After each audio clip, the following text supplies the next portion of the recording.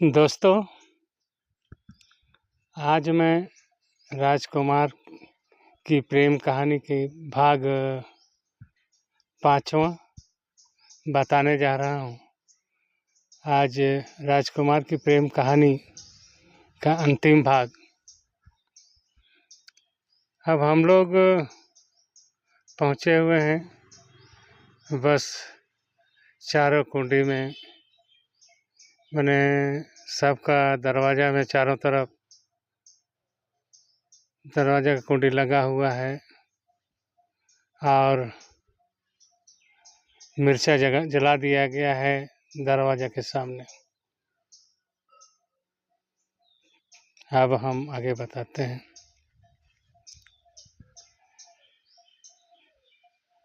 अब रानी बोलने लगी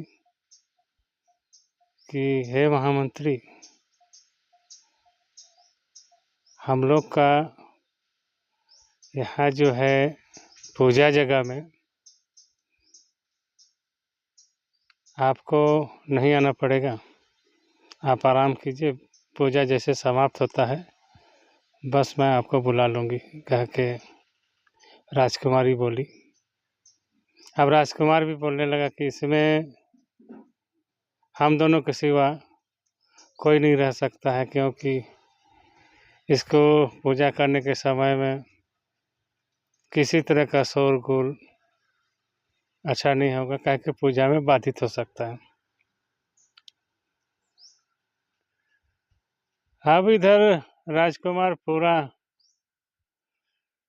धुआं जला रहा है, धूप जला रहा है, धूप का सुगंध से चारों तरफ महक रहा है और उधर गांव के हर दरवाजे में जो मिर्चा का सेंट से सब खांस रहा है, लेकिन फिर भी कोई बाहर दिखाई नहीं दे रहा है, चारों तरफ सुनसान लग रहा है। अब यहाँ पर ये लोग भी पूजा करने लगे हुए हैं। ठीक 12 बजे के समय दोनों अब आपस में विचार करते हैं, हे रानी, यही मौका है, इस स्वर्ण अवसर को हम लोग नहीं गंवाएं और हम लोग यहाँ से भाग निकलते हैं। फिर दोनों वहाँ से चुपके धीरे धीरे निकले। दरवाज़ा का आहट तक नहीं आने जैसा वो लोग धीरे से दरवाज़ा खोला और वो धीरे धीरे निकल गया। बाहर निकलने के बाद काफ़ी तेज़ी के साथ वो दोनों आगे निकल गए, जितना जल्दी हो सके। तो रानी को बताया कि रानी को पूछा, हे रानी, हम लोग का माटी वाला ये लकड़ी वाला जो घोड़ा है वो कहाँ पर है? और तो वहाँ चट्टान में फेंका हुआ है, चलिए देखते हैं। जाके देखता है तो सही चट्टान में फेंका हुआ है।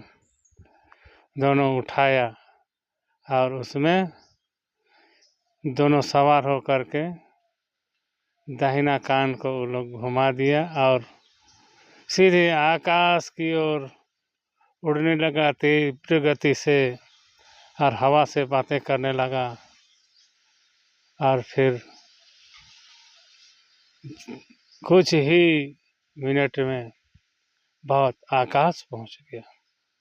वहाँ से फिर वो दोनों निकले।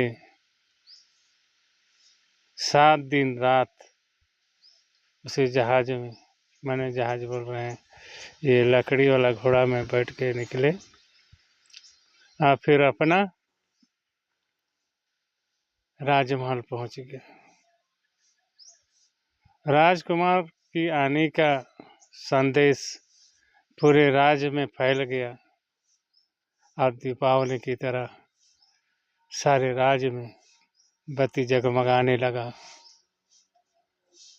राजा स्वयं सिंहासन से उठकर अपने पुत्र राजकुमार से मुलाकात किया और उसी राज दरबार में वो दोनों का काफ़ी धूमधाम से शादी किया गया और वही रानी वही राजा रहने लगे। आज जो है राजकुमार की प्रेम कहानी का अंतिम भाग समाप्त हुआ। दोस्तों, कल आप लोगों से फिर नई कहानी की शुरुआत फिर से करते हैं। जय झारखंड।